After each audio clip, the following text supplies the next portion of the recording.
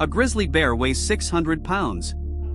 It can crush a bowling ball in its jaws. It has killed full-grown elk, moose, and men. And somewhere in the Canadian wilderness right now, a 30-pound animal is chasing one away from its kill. Not running. Chasing. The wolverine does not recognize the bear as a threat. It recognizes it as competition. That distinction is everything. This is not a story about a fierce little predator surviving against the odds. This is a story about an animal that evolved without an off switch. No fear response. No retreat reflex. A body built to absorb damage and a mind that simply does not register the concept of backing down. By the end of this, you will not look at size the same way again. Start with the jaw. The wolverine's bite force relative to its body size is one of the highest of any land mammal on Earth. It can crack through frozen bone. Not fresh bone. Frozen.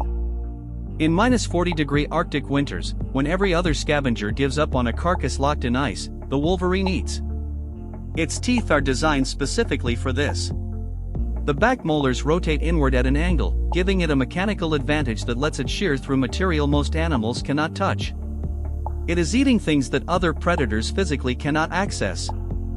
That is not luck. That is a biological specialty honed over thousands of years of starvation-level winters. Now look at its paws. Proportionally enormous. They act as natural snowshoes, distributing weight across deep powder. The wolverine travels 15 miles in a single day across mountainous terrain without stopping.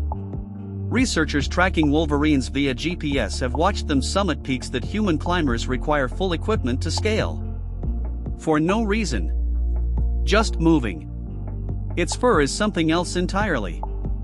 The outer coat repels moisture so efficiently that frost does not form on it. Here is what a wolverine weighs. Between 20 and 40 pounds. The size of a medium dog. A beagle. A cocker spaniel. Now imagine that beagle attacking a black bear and winning. A wolverine's documented pain tolerance is extraordinary. Researchers studying wolverine behavior have recorded animals continuing full aggressive pursuit after sustaining injuries that would render most mammals immobile. Broken bones. Deep lacerations. They do not stop. The physiological reason is not fully understood, but the behavioral result is documented consistently. The wolverine does not retreat because it is hurt.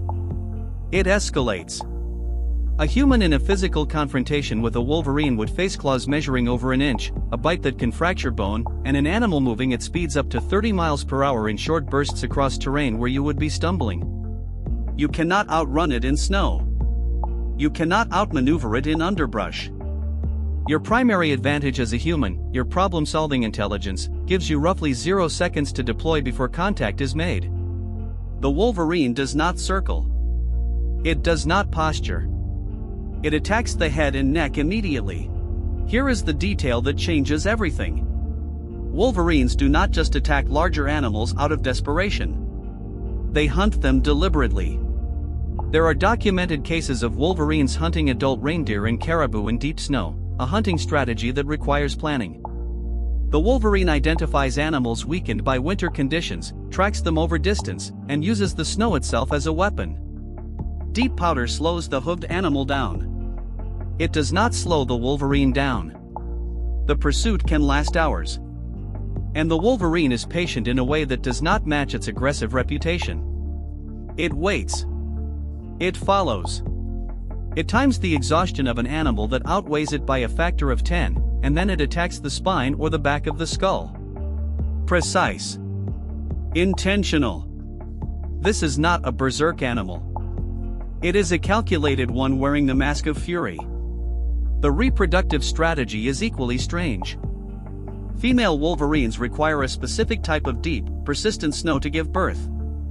They dig maternity dens up to 15 feet into stable snowpack. If the snowpack fails, which climate change is making more frequent, they do not reproduce that year. A single female raises 1 to 3 kits. The wolverine's population does not recover quickly from loss. It never needed to. For thousands of years, nothing killed wolverines regularly enough to matter. We built an entire category of human behavior around what the wolverine does naturally. We call it tenacity, resilience, refusal to quit. We write books about it. We give speeches about it. The wolverine just does it. It does not choose courage in the moment. It has no chemical pathway that registers the situation as one requiring courage in the first place. What we spend lifetimes cultivating as a virtue is simply its baseline state. That should be humbling. And it raises the real question this channel exists to ask. The wolverine is being studied right now by researchers racing against habitat loss. If you want to see what animal we cover next, vote in the comments below. And if you think you know an animal that matches the wolverine pound for pound, name it. We will test that claim.